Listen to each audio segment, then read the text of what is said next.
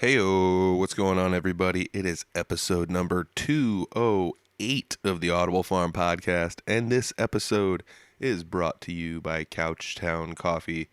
Couchtown Coffee is roasted right here in Iowa.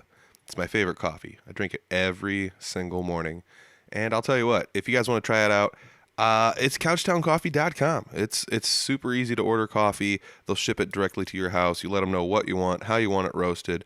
You pay them, boom, easy, right to your house. You grind it up, you have the best coffee you've ever had. And that's what I think anyways. It's amazing coffee, super delicious. So check it out, couchtowncoffee.com. Find a coffee you like, make an order, and when you do, let them know that Audible Farm sent you, and they will give you 20% off because Couchtown Coffee is that awesome. Thanks, Couchtown. This episode is also brought to you by the patrons on the Patreon channel. Audible Farm on Patreon has a handful of patrons over there that are, paying $1 a month to watch the video version of the podcast. People such as, Eric and Vince and Ronley and Andy and Abby and Matt and Harold and Justin and Travis and the McAllister Hours. I love you all. Thank you guys very, very much for being a part of the Patreon channel. It's $1 a month. You can watch video versions of the podcast over on the Patreon channel. Audible Farm. Patreon is patreon.com/audiblefarm. Thanks, everybody. This week, I'm sitting down with Jesse Hernandez from Orphic Illusion. Orphic Illusion is a relatively new band, but they've been doing a lot of work in the last year. We sit down and talk about how the band formed, where they came from, what Jesse was doing before the band, how the band kind of converses with one another to make sure they're all on the same page to get things done. They've got a music video out. They've got a single out. They've got an EP out. I mean, we talk about all the cool stuff they've got going on. They did a CD release show not too long ago, and they got another CD release show coming up in a different town. We talk about that coming up on the 8th. There's a show coming up on the 8th. So make sure you check that out. Listen in on the podcast for us talking about that. And hope you enjoy it. This is episode number 208 with Jesse Hernandez, the vocalist for Orphic Illusion. It's the Audible Farm Podcast with your host, Peter Stockdale.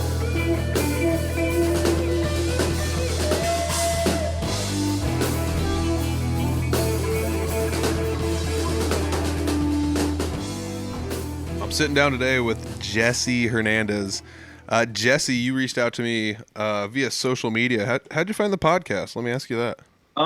Actually, I've been listening to your podcast for a while since you had Cody Benton of Arisaro on there. Nice. Yeah, he's actually brought in a lot of people to listen to the podcast. It's pretty wild. That was like 100 episodes ago.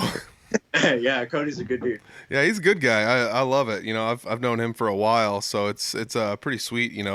That's the scene is big, but it's small too. It's kind of funny how that works out. Yeah, definitely. So you do the vocals in Orphic Illusion, which is a metal band, metalcore maybe? Yeah, metalcore. All right. So what makes it metalcore for those that aren't really? Because let's put it this way. If you listen to country, anything that's heavier than Van Halen is just that's metal. That's heavy. Yeah. So they lump it all together. That's really how I think everybody should see it, because it really all is metal. Yeah, that's true. Whatever it is, it's really all metal. Yeah, I mean when you start breaking it down into the subgenres, it kind of hurts. Yeah, when you start breaking it down, I guess it's like the breakdowns. It's like the simple guitar riffs and shit. It's not too complex. It's really just down to basic stuff. Well, I don't know. You would say that, but I would say I did listen to the EP that you guys just released, and there's some of the stuff in there. It's well, what was that part? So there is stuff that's intriguing where you're there's some fun stuff going on in there. So a little bit. Yeah, I mean, I totally get what you're saying. Is it the clean versus not clean vocals too? Because I remember that kind of being a thing. Maybe not necessarily, because there's a lot of metalcore bands that don't use cleans, like As I Lay Dying. Okay. A lot of their older stuff, it's just the straight mean, but that's metalcore. Yeah, definitely. I mean, we're really lagging is a second guitar. That would really round out our sound. All right, so let's start all the way back at the beginning. So we're talking second guitarist. You're a 4-piece, I think I saw online, correct? So that's a guitar, a bass, a drummer, and then you, the vocalist. So who's the other pieces in the band at the moment? Okay, so we have Jake Joesting, who is our guitarist. He is from Marshalltown, Iowa. He is also the former guitarist of East Madison. Ah, there you go. I thought I recognized him. I was like, yeah, I know this person. I've seen him. I've played shows with him. And then we have Spencer Cole. He's from like Cedar Falls, Waterloo area. So he takes a drive. And then currently on bass we have Alec Verdula of AOD. Okay. The people that drive to shows and drive to practices to drive to be in a band. I'm one of them. It's nuts. I can't believe people do it. Like, especially the drummer. The drummer's the one. Well, that's weird. You think the drummer would be in high demand everywhere, you know? Yeah, it helps. I have a drum kit at my house. I'm also a drummer. Okay. Whew. Yeah, I don't know. Dragging a whole drum set. Rough. Oh, trust me, I know. Is that why you're doing vocals in the band? Hey, I've been a drummer in a couple bands. All right, there we go. So, how did you get started with music? We're gonna back it up even further because we're gonna talk about how the band formed and stuff. But like, I didn't know you were. This is the first time we've met. We talked for like 5 minutes before this. Yeah. Other than messaging a few times. How did you get interested in music? Did you start with the drums? No, I've really been singing my whole life. My dad's really into music, so he listened to a lot of music. He's always singing and whatnot. So it's just always been there. Nice. There's always been music. It's got me through a lot of ups and downs. And then I've always wanted to get drums, but it was just growing up. It just wasn't something that was going to happen. Yeah. So God bless the parents that have kids that have drums. I got my own set of drums and I started playing on those, and I got okay for being self-taught. Yeah. I mean, but yeah, no, really it's the vocals. I try to dabble in the other instruments as well, but I'd venture to say drums is probably the hardest one. Like, if you were going to pick up an instrument. Nah, guitar. What? I don't know about that. I mean, that's me being a guitarist. But you think about it, with drums, at most you're moving 4 limbs. Yeah. With guitar, you're moving on 4 or 5 of your fingers. Okay. Sometimes you're finger picking with the other hand, and you're using a lot. You're going up and down. You're using your foot for your pedals. Okay, that's a fair point, I guess. Like, I'll concede to you're using more digits. I don't know. That's a tough one. It's crazy to think that like people just. I'm blown away that people are just like, I'll choose the drums. It just blows me away. I mean, I get it. It seems primal, like in a sense, like it's easier. Like, oh, you just bang on shit, you know? Oh, sorry, there's profanity 5 minutes in. I apologize. Yeah, but yeah, drums all about the rhythm. The beat. It's that heartbeat. Yep. And being a music instructor, I mean, I am, but that might be the toughest thing to like teach somebody to like, if they don't have beat, that's kind of like a deal breaker sometimes, you know? Oh, absolutely. Sometimes it takes a lot of work to be taught how to have good rhythm, but the best drummers are born with it. They have that natural rhythm.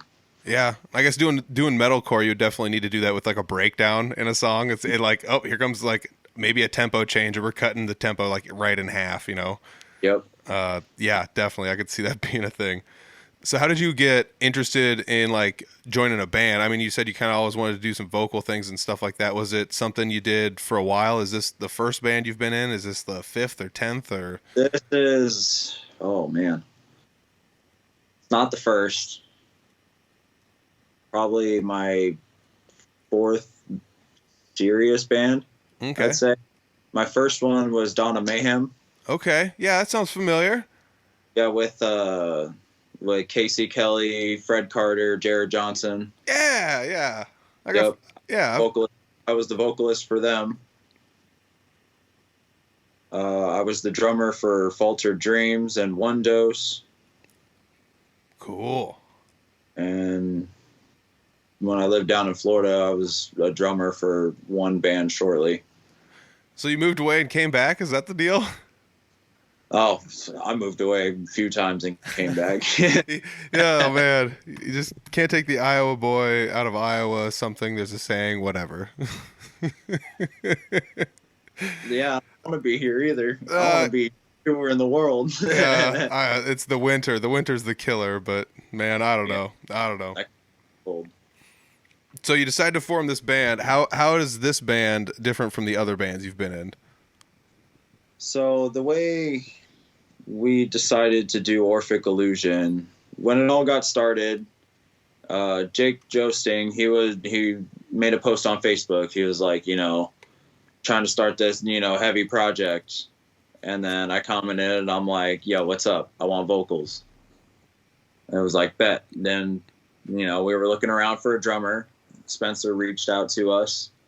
He came over to my house, and then it was just the three of us. And that first day, within an hour, Burn It Down was written to completion. Oh wow, that's crazy.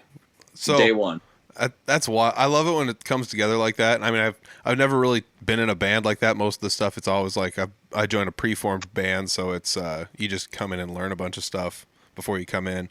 But like, I always hear stories about that. Like, bands get together, they meet in a studio, whatever. Wham! This song just comes out like within hours, and then all of a sudden that's their hit. It ends up that's a thing. It's a thing. It's like that can't be real, but Yeah. it happens. No, it was just like instantaneous. Like we knew, like, all right, yeah, we got something. That's awesome. We've struggled with bass players. I feel like there's always like the one thing in all the bands is probably the bassist. Like the bassist is always like this weird like keystone piece that is like undersold in every band. That's like Yep. the bassist is always like the most prepared. He's got tools for. It's like, why is it always the bassist? But they're always the hardest to find. Hey, funny thing is, I'm the one who's got everything and is always prepared. You hear that, bassist? You don't even need to bring your toolbox. No.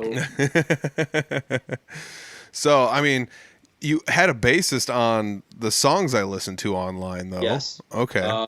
Bassist that recorded on the songs was Ethan Hazelwood. He was our first bassist. They're really polished recordings. Where'd you end up going and doing all the recordings? We got them done at Backwards Hat Studios by Tyler Halverson from Awakening Force. Okay. Where's that located at? It was, I believe, Grimes or Johnston, Ankeny, Yep. some that area. Gotcha. That's awesome. I mean, it's Right in his basement. It was legit. that's I love Recorded. that. Hey, he mixed, mastered everything. It was great. That stuff's so funny too. I mean, like, to record stuff, it really doesn't take a fancy setup, but it's funny when you show up in someone's basement and you're like, oh, they got all this stuff in here and it's all ready, and you just put your stuff in there and record. And it's like, usually it's like an unassuming house too. It's just like, oh, this is just like a regular person's, like, regular people house. And then you go inside and it's like, oh, there's, 40-foot screen here to mix stuff on or whatever. And it's like, this is wild. Yeah. I mean, he really took the time to listen to what we wanted, and he got, he did great. It sounds like it. When you sent me a message initially, I was just like, well, I mean, the easiest thing to do would be like Facebook the band, and it's like, oh, this band exists, and then it's like, I think they have music because I saw it on their Facebook, so I went over to Spotify and I found it on Spotify. I started listening to it, and I was like, this is polished. This is really polished. This wasn't just like something you slapped together. I mean, like, I would say slap together in my basement, I'm just kind of a novice when it comes to recording anything. But yeah, like I'd put that up against anything. It sounds really nice. I mean, there's a lot of not just musical stuff going on. You guys added little bits and pieces of other things going on to add to the tone of the album. Yeah, no, Tyler really did great. Did you go into this thinking like, because I noticed you had singles released too. So did you go into this thinking like, let's release single, and then the whole thing as a whole, or what's the release schedule like for that? With this game plan that we were going to go in, we recorded the first single, Burn It Down. We were going to release that. And then 3 months later, and then we shortly released the lyric video for it so people, could learn the lyrics and whatnot. And then 3 months after the single dropped itself, we dropped the music. We were going to record the music video, and we dropped that. And then 3 months after the music video, we dropped another single with the lyric video. Nice. And then we planned it to where like 3 months after that, we would drop the whole EP. Oh, cool. So it's about like time span of like what, a year and 3 months? Is that what that ends up being, or is it a year total? It wasn't even a year. Oh man, that's crazy. We got it all done, I think, in like 9 months. That's wild. That's wild. So you guys were like basically ahead of schedule then. You had this like plan up. We accomplished a lot more. That's like the first time I've ever heard somebody on like 200 episodes worth of band stuff that somebody's like, we were ahead of schedule. Especially with recording stuff. And I'm not trying to sneeze at like recording and the mixers and all that stuff. It just takes so much time. Yeah. If everybody in the band does their job, things smooth, flow really smooth. Yeah. And I guess it helps to have everyone on the same page too. Like, did you guys go down, like sit down, talk about this when you were forming the band? Like, these are kind of the goals. We want to like make music videos. We want to like, we do want to play shows, we want to have an internet presence or whatever. You end up deciding like different things like that. But I mean, I feel like that's an important thing that a lot of people. Oh yeah. No, we definitely talk about every decision we make. Yeah. It's always a group decision. I mean, I love that kind of stuff, but at the same time, I've learned to be like passive in most situations where it's like, if this isn't a hill I'm willing to die on, I'll just go with the crowd, because like when I decide not to, I'm gonna really actually put my foot down, because like most of the time I'm like, this doesn't affect me, right? Yeah, especially when it's like, I don't know. Now I finally have like a job and things like that. For a while I wasn't working a day job, so it's just like, if I want this day off or that night off or what, whatever, I can take whenever off I want. That was nice, but now that I have like a job, it's like I don't think I'm gonna take a Tuesday show unless it's a good one. Like you just have to really start thinking about that kind of stuff. Right. No, I've always had jobs, so a lot of our shows are weekend shows. Yeah. If I get enough notice, then I can play any show. Yeah. I mean, I'll make it work. I'm trying to make the music my career. Ah, yeah. That's the path I'm trying to go down. So, I mean, honestly, more power to you. I mean, it's doable. There are definitely bands from Iowa that have reached what I would think would be like I want to say like semi-famous level, but it's like that tier below fame. It's like, they tour, they do this stuff, they like go on tours with big bands and stuff like that everyone knows, but they're always like the super opener that people forget about or whatever. And then it's like when they come back to Iowa though, it's like a king's welcome. It's just like, these guys are back. Yeah, since the guitarist for Hemlock now. Oh, nice. Yeah, he's out on tour right now. He's in Florida with Hemlock. That's crazy. See, it happens, people. Yeah, I'm proud of that guy. He's so good. Oh, it's crazy. Good dude. Yeah, there's a lot of talent in the state, and I think that's something. I mean, like I do a lot of podcasts with a lot of different people, from like people who are like in cover bands and things like that. And that was actually like the last episode I did. I kind of talked about that, but I think there's a lot of things that people on both sides of the fence kind of forget about. Is like the people that are making original music are like people who are composing and doing things and like putting their heart out on their sleeve. And then there's people that are just covering music, and those people are like, there's some damn good musicians in that crowd too, because they have to like emulate some of their favorite musicians, and it's not always easy to emulate somebody else across different spectrums. But yeah, it's easy to play somebody else's song, but it's another thing to perform somebody else's song. That's true. But I think it's like kind of crazy to think about that I feel like there's not much blending between the one side and the other side, Like a fine line. You're either one side or the other. Yeah. And I'm trying to toe the line on both, and it's not easy, but I want to cover songs, but like I want to do cover songs that nobody does. Yeah, and that's a great idea. I like the idea. Okay, let's keep going with this idea. I think it's a great idea. The reason I know it might not work is nobody would know them, and so then like you could be like, well, there could be originals, like songs that people know, but like covers. There you go. Yeah, like a B-side type deal or whatever. Yeah, I mean that'd be awesome. It would be tough to pull off. I feel like if done it'd be spectacular. Yes, I feel like the time you play a Tom Petty B-side in front of somebody, they're gonna be like, play Free Fall. They're gonna be screaming for something they want to hear, But it's like, no, sorry, all I do is Running Down a Dream. That's the only one. Like, If I'm doing Free Fallin' by Tom Petty, I'm doing my own version of that. Oh man, Tom Petty comes up on the podcast a lot. We're just gonna grace right past Mr. Tom Petty. Great musician, but yeah. So it's wild to think that there's so many different types of music out there too. Like I play in Three Finger Betty. We are a like punk rock, like somewhere in the middle. Guys, when I was with Donna Mayhem, we did a couple of benefit shows together. Ah, nice. Let's see here. What was that one place? Maybe over like towards the east side of Des Moines. Was that one of the benefit shows? What's that? Woody's. Yeah. Right across the street from Nay and the Cows. Yeah. That was awesome. That was a great show. That was great.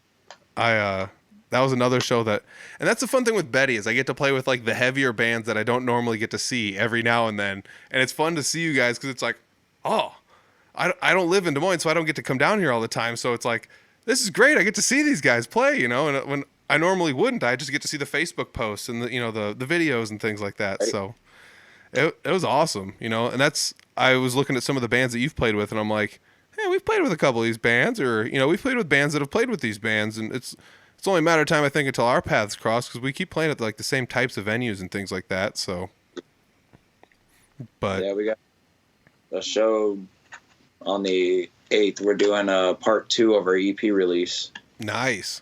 We did part 1 at Dave and Sally's in Marshalltown, and that turnout was great. We actually shot a music video that night. Ah, cool. Are you doing the whole like mixing the live footage with the music video footage, or? Yeah. And we actually we pulled footage from all the bands, like shot the video. Cody McKinney from Axe Productions. Nice. He's the one who shot our video for Burn It Down and the new video. Mm-hmm. That'll be coming out next month, I believe. That's we awesome. Haven't decided on a specific date, but that will be announced here shortly. Awesome. Oh man, I love the concept of bands making music videos. It's like one of my favorite things ever. I don't know why more bands don't make music videos, especially with how easy they are to make. What's that? Burn It Down was a blast. Let's hear about it. How was making a music video? So, for Burn It Down, we actually knew people who let us use their property to shoot the video. Okay. It was a friend of ours. Well, of my wife's family, and the friend's husband is a volunteer firefighter for Marshall County. Okay.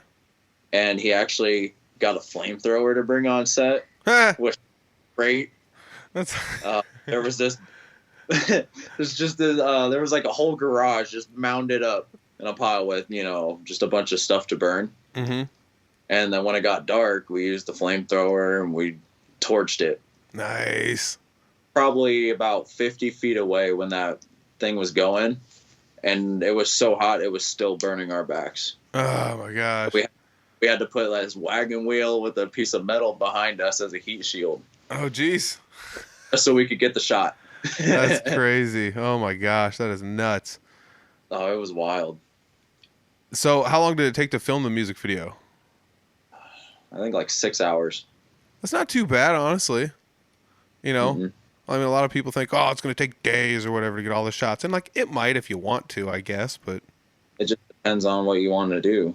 But we were able to get all the shots in one location, so... Yeah, I mean, that's a big kicker, too. If you want to go multi-location, then you start, being a deal breaker. I've actually made a couple music videos for somebody, and, like, the one of them was, like... in his house, and then like in his like across his driveway there's like a junkyard, so we were there, and then it was just like on the other side of his house is like some other stuff, so we just went on that side, and it looks like 3 different locations when you like look at it, but we walked like 20 feet total on either side of the house, so it's like this is easy. And like the other one I did, we just walked around downtown somewhere and filmed in a bunch of different locations, like within, like a 5-block area. So it wasn't terrible. You can get it all done in an afternoon. It's, Oh yeah. easy peasy, but For one of our songs we plan on releasing in the future, I want to get an animated music video for it. nice. Because it's cool. That'd be a tough one, I think, to like. I don't know anything. I don't know the first thing about animating anything. I'm sure So somebody does. The way I was thinking is finding some college kid who's doing like, who's got that as classes and see if they want to do that for one of their projects or whatever. That's an amazing concept. That works. I know somebody that pulled that off with a video production student. They were like, "Hey, you want to make a music video?" And they were like, "Sure." And then they used it for a class, and they got an A or whatever, and they got a music video out of it, and they paid the kid. And The win-win. yeah, the kid's in school. He's like making money, like just doing something for a class that he has to do anyways. That he's paying to do the class. It's like such a win. So yeah, I mean that's a great idea. I mean, I suggest that, like, we all live near like a college that has some sort of technology, and like all community colleges have that stuff. Hit up one of those kids, that'd be great. Yeah, I live over by Ames, so Yeah. Oh my gosh. Yeah. There's an abundance of college students over there. I mean, yeah, that'd be awesome. That's a great idea. I mean, that's something. I don't know. These are the secrets that need to come out. These are the things people need to talk about. Who's taken any video production classes or animation, get at me. Yeah. Oh. Yeah, I want to see the music video too. I want to see what it looks like. This is gonna be awesome. Dude, animation music video, that'd be cool as hell. Oh man, it's got me thinking. You could go all different directions, but there's like no limits with animation too. Mm-mm. I mean, with anything. yeah, I mean with humans, you can only do so much. That's why like, cartoons are so funny because you can like back in the day you used to like flatten each other's heads and stuff with hammers, and you're just like ha ha ha, and you can't do that. I love cartoons. Great. What's that? I love cartoons and anime. Oh yeah, yeah. I'm kind of into anime a little bit. I try to. It's one of those things. If I dip too deep into it, then it just sucks me in, and I gotta kind of just make sure I keep my distance. What was it for you that got you into anime? Let me ask you that. There's usually like one. Inuyasha. What was it? Inuyasha. I don't even know what that is. Whoa. All right, we're gonna have to message about this afterwards. So yeah. But yeah, I don't know. For me, it was Dragon Ball Z. I'm like the straight vanilla kid that everyone is. Yeah. Dragon Ball Z got me into it. It gets everyone into it. But I love Dragon Ball. I actually have the complete series of Dragon Ball Z nice on disc, and then I also have Avatar, the whole complete on that too, with Legend of Korra. Nice. Yeah, it's coming back. It's a big popular one, and I totally would love to see like anime mushed into a metal music video. I think it would fit so well. Like, oh my god, it'd be nuts. It'd be so nuts. You should. That could be like a lane on TikTok. Like, look how good our music fits over this fight scene. Look how good our music fits over this fight scene. Like, someone needs to hire us to do this stuff. I don't know. And really, our music would fit really good over a fight scene, especially Resistance. Yes. Great. Yeah, I do have to say, like, I definitely, when I was younger and growing up, I was like always into super heavy stuff. Like I went through like a phase of like pop punk, and then it was just like metal, and then I started playing more guitar, and it started leaning towards like weirder like Steve Vai and that stuff, and getting that way. But yeah, like the heavy stuff, it still has like a soft spot in my heart. Every time I hear somebody making heavy music, it just makes me smile. And that's like usually if I'm playing my stuff in my basement by myself, that's usually what I play, unless I'm jamming out to some blues or something. But yeah, it's metal music's the way to go, man. I enjoy the technicality of it. I enjoy like the tightness of it, the aggressiveness of it. It's you can use so many different kinds of elements with metal. That's true. You can put country elements in metal. You can put hip hop elements in metal. You can put jazz elements, blues. You can put opera. You can put classical. Yeah. You can use anything with metal. I still remember the first time I went to college, I wrote a paper on that. Why like metal?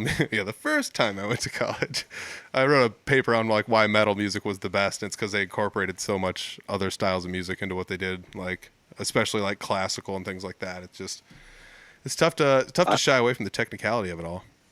Yeah, no, classical instruments and metal are perfect together. Yeah. Oh They- yeah. Oh, Totally. Yeah. I don't know, man. I'm not necessarily like super into classical music, even though I did take a classical music class the second time I went to college. Not to give too much of this away, but yeah. Let's steer it back towards the course. So you had a album release party after releasing a music video, a lyric video, a single. How many did you release? One single, or did you go single album? we went single album. Nice. And the album's an EP with 4 songs on it. Yes. So you got 2 extra songs slammed out at once instead of one. Congratulations, America. So the first we actually got 3 songs tracked in one session. Oh, that's killer. I mean, Yeah, we went in there and just knocked it out. no, it's kind of nice. You like go in the first time, you're like, this worked well. We're going in another time, and we're going in harder next time. You know. And when we went and recorded "Burn It Down," that was actually my first time in the studio. Oh, nice. Like in any studio or? Studio. Oh, nice. I'm trying to So think. that was a great first experience. Yeah, especially like how positive it went too. You know. Mhm. I mean, trying to think. My first time in a studio was it felt positive, but it also felt like it kind of sucked the life out of things. You know, not that like there was anything wrong with it, but the second time I was in a studio, it came out amazing, and that got released, so I was happy about that. But Yeah. nowadays, Could've dang.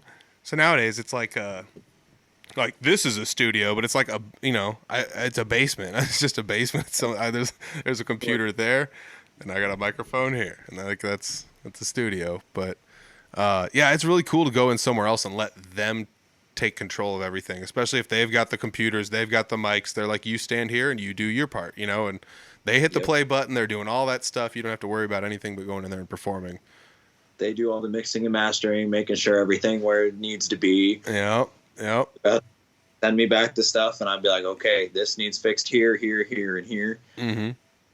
And that's it. And then every time you get it back, the number just dwindles down on things that need fixed, and then it's done. Yes. Oh my gosh. I absolutely love that. That's the process. It does seem to take a while, but I love it. That's such a great feeling when you know it's just done. Yeah. I mean, that's it. When you listen to it and you're like, there's nothing I can say to add or take away from this that makes it any more or less of what I want it to be. Well, I can't say that. I did improve on a couple of songs that has released. We are planning on taking 2 songs from the EP and putting them on our full-length album that we plan on recording. Nice. Full length. So we're gonna re-record 2 with the new renditions and whatnot. There's a doggo. Sorry. Amen. But yeah, I mean, I like the concept of EP then album. The band I'm in did EP, and I believe the next one's just going to be another EP, which is cool. But EP full album kind of feels more like, you know, you did the single to test the waters, went good.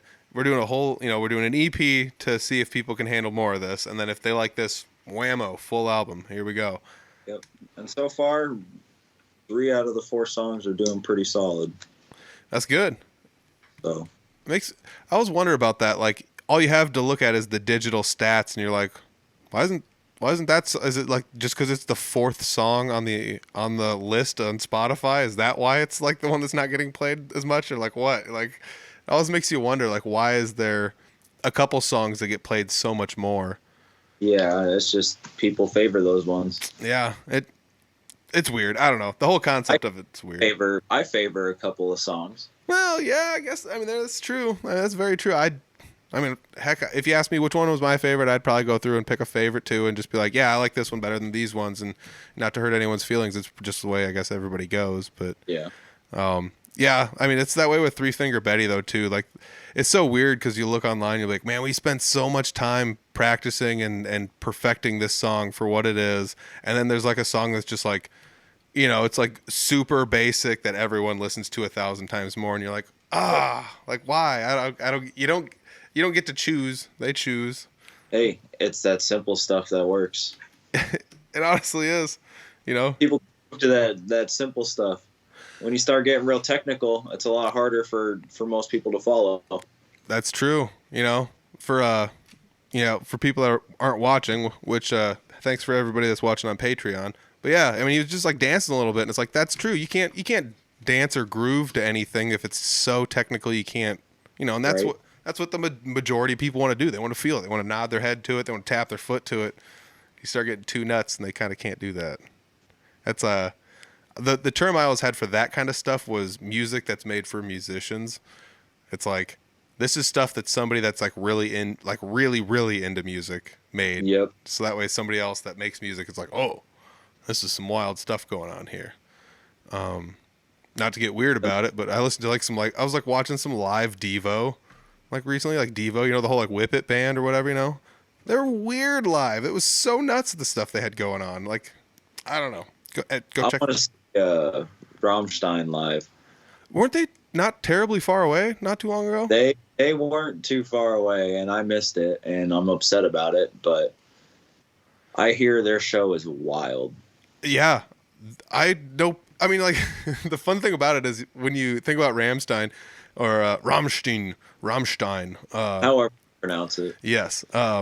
Yeah, so they, if people don't know, metal band, Germany, they've been popular for a while. Lots of pyro. That's basically their deal. Like, they build like a mini skyscraper on stage and just have pyro shooting everywhere is what it is. And there's people you wouldn't imagine in a million years would go to a Rammstein concert that are there enjoying themselves. It's so wild. I mean, it's just like dan dan dan dan dan dan dan. Oh, I love it. And yeah, that comes right back to it. Just has to be a simple groove. And I mean, I was tapping my foot to what you were doing. It works that easy. It works that easy, everybody. See, that's how easy it is. We should all do that. Yes. So building an empire. What day? Do you remember what day that came out or what month that came out? Because I didn't look at the exact time, but not too long ago. Dropped it in August. I think August 12th. All right. Was And where was your release show for that at? Was that in Marshalltown?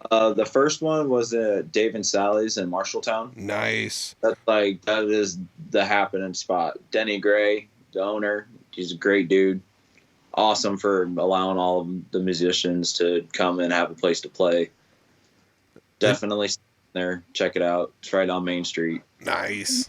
I was gonna ask. You said you were gonna do another release show, though. Yeah. So I'm assuming a different town. Yes, that's actually going to be at Lefty's. Nice.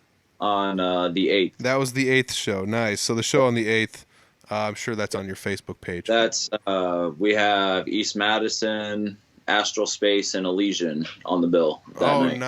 Nice. East Madison's still going. That's cool. Let's see here. Elysian. I think I've played a show with them as well, and they're pretty baller as well. See, it's that thing. I get to dip my toe into that metal scene every now and then, and I love it. It's fun seeing the banners because I'm like, I think I've played with a couple of these bands, and you gotta, The Astral Space is great. Ah, yeah, Lefties is awesome. Their whole light that they got going on is cool. Dude, I will have to say that's secretly my favorite thing to do is to go to Lefties and watch shows, and then when the sound guy's feeling it, or the sound person, and they just reach over to the right a little bit and they start dinking with the lights, and they're pumping the lights to your music instead of letting the auto chasers fill in, and you're like, oh yeah. Right. It's so cool to watch them do that. I don't know, I love that when it happens. And the lighting's there is great, the sound there is great. It's a great venue for anybody that's never been to Lefties in Des Moines. But and R.I.P. Lefty the dog passed away. That's a sad deal. But Yeah, I mean, that Lefty show is probably gonna be a perfect one too, because then you get to do the hometown crowd in Marshalltown, and then you get to come to, I guess, what would be called like the quote unquote big market. This, I'm using air quotes, the big market of Des Moines, and I mean, there's a lot of music that goes on in Des Moines, but Absolutely. What's that? Absolutely. Yeah, but it's weird. You can't make it to all the shows though. It's so weird how that works. It's just there's not enough time and hours in the day to get to every show you want to go. Especially like you don't live in Des Moines, so it's a drive for you too from Marshalltown. Yeah. So, I mean, you have to plan to go there. It's not like you're just like looking at your watch, like, oh, let's go to a show tonight, honey, and you just like get in the car. Sometimes. No, I'm not. I've done that a couple times. Nice. Like, look to the light. Oh, you want to go to a show tonight? Yeah. All right. That's awesome. That's so cool. Oh man, how far of a drive is it to Des Moines for you? It's about 45 minutes. 45-minute drive. That's not too bad. That makes me, I mean, I guess it's like 2 hours for me one way. Whatever. It's not a competition, but still 45 minutes is like quite a ways to sit there and think like, when you go to shows in Des Moines, you think like, oh, these are all Des Moines-based bands. It's like, you guys aren't based out of Des Moines, so like all of you guys have to drive, I'm assuming, like to an extent, to a show. Especially, you do have a band member that does have to drive 2 hours from like the Waterloo area, so. Yeah. Yeah. I don't know. Spencer's a trooper for that. Yeah, I mean it's a jaunt. Hats off to the people that are out there doing that, because I mean I guess the thing is when I go to shows there, I'm sure you're thinking the same thing. Like, there's a lot of. I mean, even though you're from out of town, you're probably like, everybody here's from Des Moines. It's just like that's just what I think when I'm at bars. And then I don't really realize that like, not all these bands are from Des Moines. There's a lot of bands that travel around the state to come here. And there's that seems to be this thing with metal bands too, because metal bands will pop up in small towns and just be like, oh, that's wild. That's what I'm trying to do, because I live in Colo and I'm trying to get a metal show here. Okay. And I think that would be great. where would be the place to have it in a small town? Because I mean, like, I think small town, it's like what you got: VFW, Bingo Hall. Like, I'm thinking right out in front of my house. I'm in. Let's have a block party. Let's go. I'm in. There was a small town not too far from here that used to have a block party one day a year, and I mean, like. Every small town used to be like, this is our small town day or whatever, and they had one, and that's what they would do with it was they had a band play, and it was kind of fun. They would like set up on somebody's big porch and would play off the porch and like through their lawn into the street, and it was kind of neat. It's a thing. But there is a little spot that I could try, a couple spots I could try to get into to do a little show. That'd be nice. I mean, setting up those shows organically is always kind of tough too, especially in a place that doesn't necessarily like have those shows, because you think like Des Moines got Lefties, Des Moines got Fremont, Des Moines got Boggs, Des Moines got, you go to the bigger place, they got Woolies, they got XBK. I mean, they've got places, so they got Gabe's. Yeah, you just start knocking them down. Did I say Fremont? I mean, Fremont's small, but it still counts. So like there's places to play in Des Moines, but like even like I think we got Dave and Sally's. Yeah. And then every now and then, a couple of the other bars will have a little show. Mm-hmm. But it's tough to think like, where can some original hard rock bands, heavy bands, metal bands, punk bands go to play in, this is just my area, but like Fort Dodge. There's like 15 venues there that have singer-songwriters there play all the time, acoustic guitars, duo acts, the whole 9 yards, but not too many that would be super open to having heavy bands, so you got to like pick and choose, because a lot of them it's just like, this is a bar and a restaurant, you can't be like screaming like while some kid's trying to eat macaroni and cheese 6 feet from the speaker, like you got to like try and think about like the clientele at certain places, so it is kind of tough picking those shows out organically. What's that? So screw them clientele. I do get it though too, like it's tough because you got to like pick it, like we're like in those types of bands like Three Finger Betty and things like that, we're not going to be picked to play like the winery shows that some of the fancier bands get. No, it's probably not. It would be baller though. How awesome would it be to have like fucking I'm swearing a lot. How awesome would it be to have like 50 to 100 metalheads show up at a winery and get like wine drunk and listen to metal music? Oh, that'd be fantastic. I mean, as long as the cliche is like, as long as they don't trash anything, but you know, we're not gonna trash anything, you know. No, we're gonna make it classy. Classy, pinkies up, baby. Classy metal show. Classy metal show. Tuxedo shirts for all. Tuxedo t-shirts. You have to have a tuxedo T-shirt if you're a guy to come in. Yeah, sir, this is Black Tie Affair. A minimum requirement. I think we're on to something here. We need to start contacting some wineries and see if we can work this out. We need to come up with a catchy name, like, you know, wine metal something. I don't know. I can't figure it out now. We'll brainstorm off air here, but Yeah. So we're just gonna run through the stuff again. You're the vocalist for Orphic Illusion. For anybody that tuned in halfway through for some reason, but yeah, you guys are based out of Marshalltown, and you started in 2021, which is cool because it's a post-COVID band, and there's a bunch of those that have kind of popped up. You know, like bands kind of didn't make it through COVID, or people couldn't do anything, so they started making a new band, but it was like an internet kind of thing where it's just like, I'll just reach out on the internet and find random people and see what can happen here, you know, because what else do you have time to do, you know? So, Right. You know, it's cool to know that you guys are out there. You formed post COVID, and then you ended up like not just being a band on the scene. You're actually like trying to be like, I don't want to say trying to be. You're being professional about this. You know, you got music videos, you got singles, EPs. I mean, your Facebook page looks amazing. They got the verified blue check mark on Spotify. I mean, the whole 9 yards. You guys are doing all the right things to make it, be as professional as possible, which, you know, is not always easy to do. Takes time, energy, money. We're working on it. We're trying our best to be as professional as possible. Yeah, I mean, and that comes right back down to like what we were talking about earlier. You got to have people on the same page, because if one person's just like, I don't care, like, yeah, whatever, put that out there. You know, this sounds good enough, or like, you know, that looks good enough. They don't care. You know, they just flop it out there, and then it's kind of tough because it's like, do you have to, you know, do we sit down and talk, you know, or you just got to kind of figure out where everyone's on the same page, and it's, I don't know. Being in bands isn't always an easy thing, though, is it? Mm-mm. Writing music together can be a struggle. Yeah, I mean, you have to spend... Because, you know, when you're writing in a group versus when you're writing by yourself, you have so many different ideas that come into play. Versus when you're with yourself, you just have what's in your head. Mm-hmm. Yeah, when you're by yourself... Ideas conflict, and then you have to make compromise. That's right. I mean, when you're by yourself, you get an idea. You're like, yeah, it's a good idea. I'm going to use it. But what if you're, you know, with somebody else and you have an idea and you're like, hey, I got this idea. Let's use it. And they're like, I don't like that. I like this idea because I came up with this idea. Like you said, then you got to compromise, and which could be a good thing, you know, because it's cool you come up with something that neither person could have come up with originally. But and when you blend everybody's idea, you get a truly unique piece. That's true. That's true.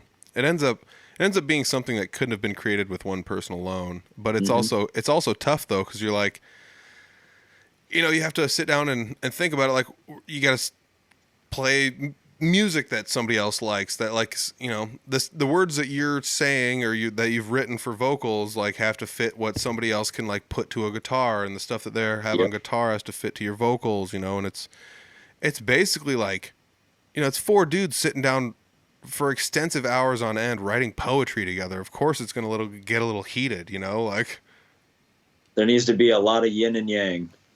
That's true. I mean, a lot of balance. That's wild to think that. Like, I think about all the band dynamics I've been in situations, and it's exactly that. There's one side of the coin and there's another side of the coin in almost every single band, and it's funny because there's usually almost always a mediator in between, or like two people that are in the middle ground that are just like, I don't know, like, this sounds good, you know. So it's kind of funny how that always seems to work out like that. But yeah, no, we really got lucky with our lineup that we've had so far.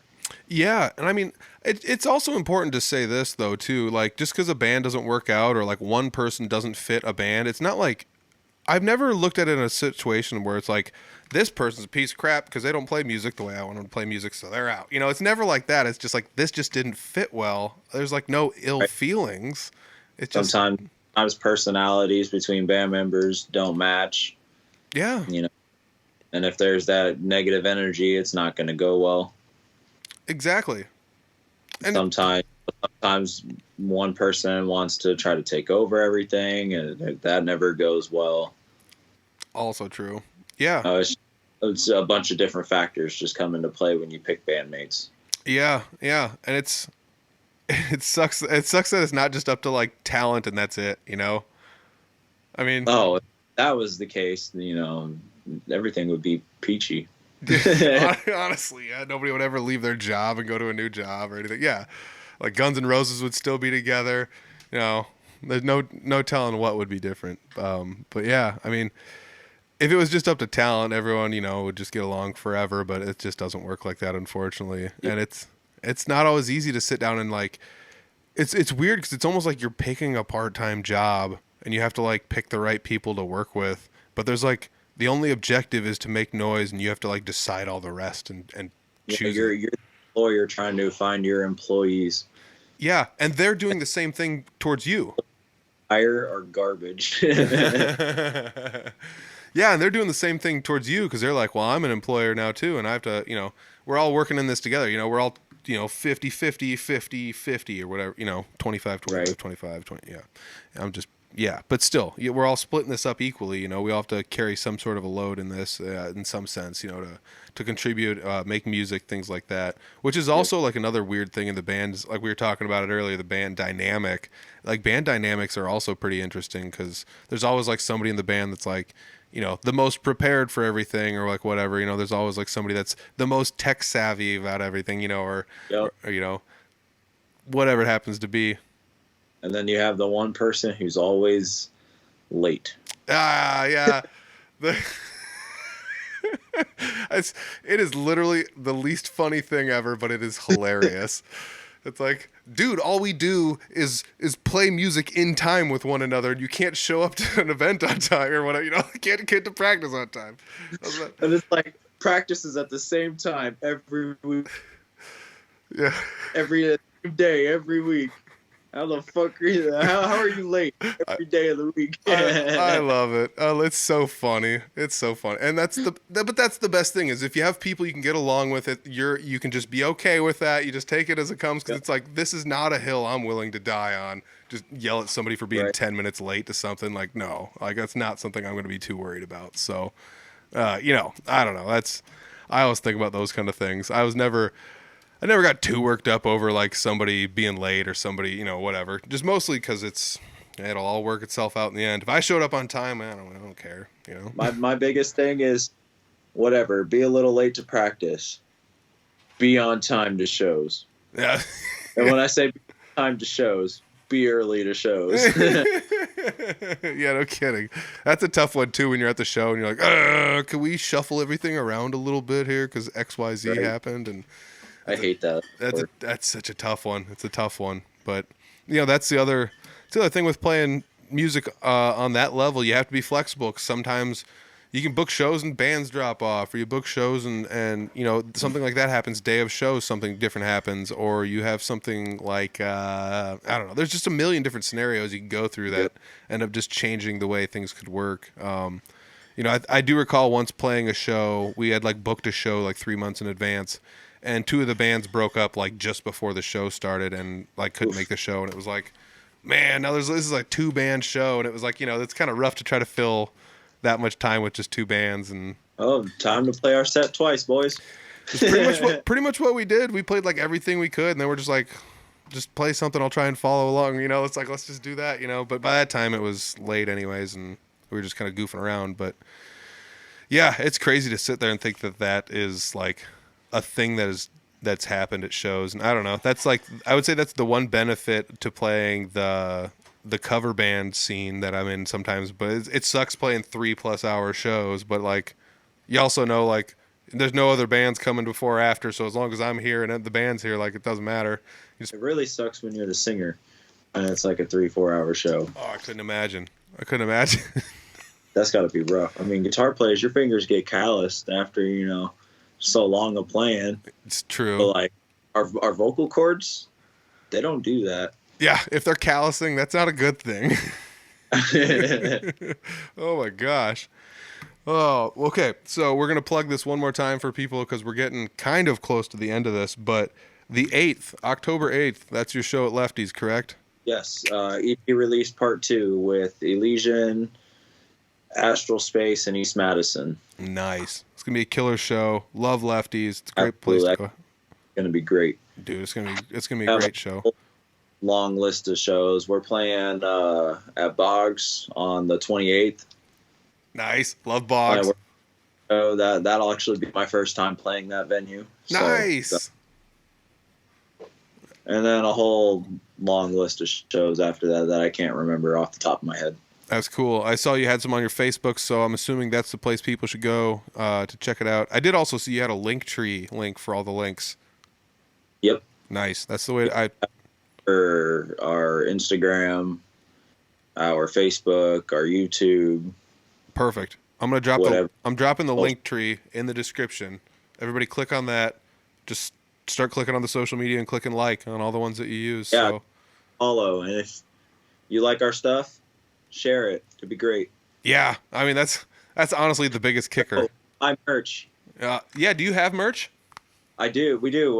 We have white shirts with our eye logo. Nice. On the left chest portion up here. We have our original black shirts with our Orphic Illusion name.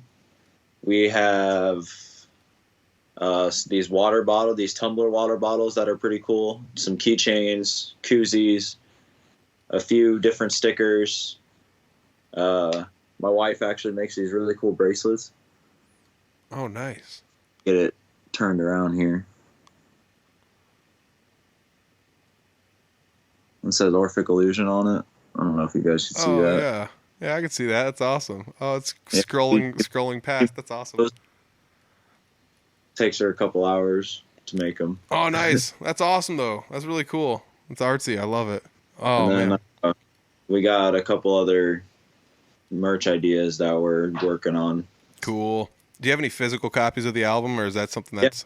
Yeah, I have plenty. Nice. I have All right. So on that show on the 8th, bring a couple bucks, buy some gear. It's going to be some good times. Yes, sir.